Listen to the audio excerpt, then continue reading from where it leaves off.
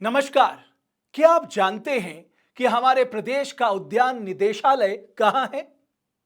हमारे प्रदेश का उद्यान निदेशालय रानीखेत से 10 किलोमीटर दूर चौबटिया में है। यह वही चौबटिया गार्डन है जिसका इतिहास जितना सुनहरा है, उसका वर्तमान उतना ही कष्ट देने वाला। जिस चौबटिया गार्डन ने हिमाचल को बागबानी का सिरमौर बनाया, जिस चौबटिया गार्डन के सेब की मिठास देश दुनिया तक फैली, उत्तराखंड के लिए वो चौबटिया गार्डन आज मृतप्राय हो गया है। हमारे सरकारी सिस्टम ने उसे धीरे धीरे मौत की नींद सुला दिया।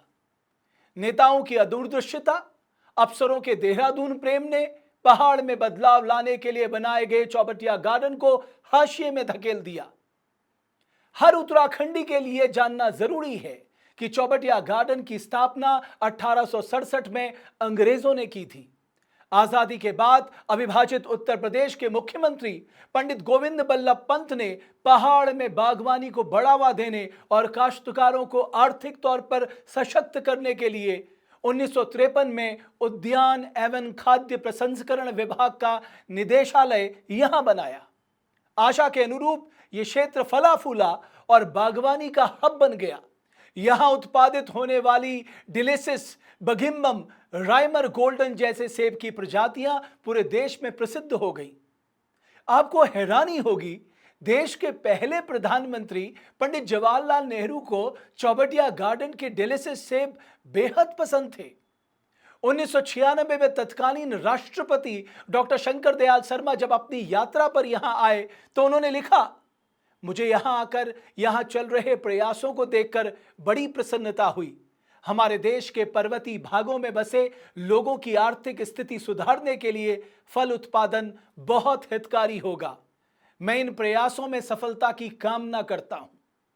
आप सोचिए, हम उत्तराखंडी हिमाचल की बागवानी के सफल मॉडल के कसीदे पढ़ते थकते नहीं हैं।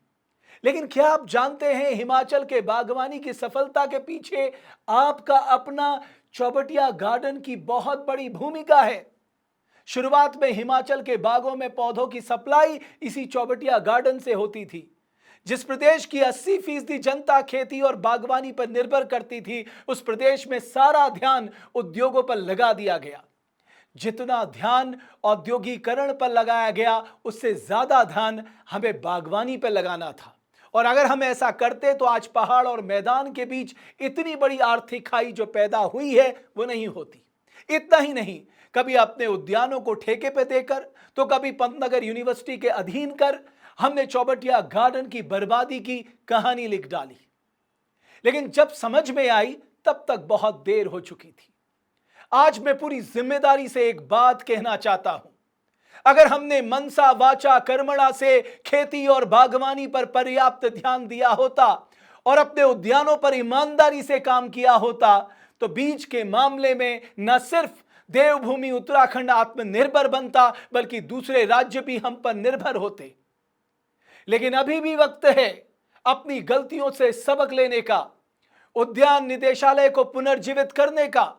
तत्काल प्रभाव से निदेशालय के अधिकारी चौबटिया में बैठे पहाड़ की खेती और बागवानी के लिए रोड मैप तैयार करें।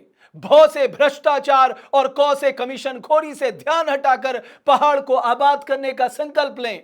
अगर सरकार ने प्रतिबद्धता दिखा दी तो मैं यकीन से कह सकता हूं, अगले 10 साल में पहाड़ में खेती और बागवानी की तस्वीर और तकदीर बदल जाएगी। और ऐसा नहीं हुआ तो इस प्रदेश का राम ही मालिक है।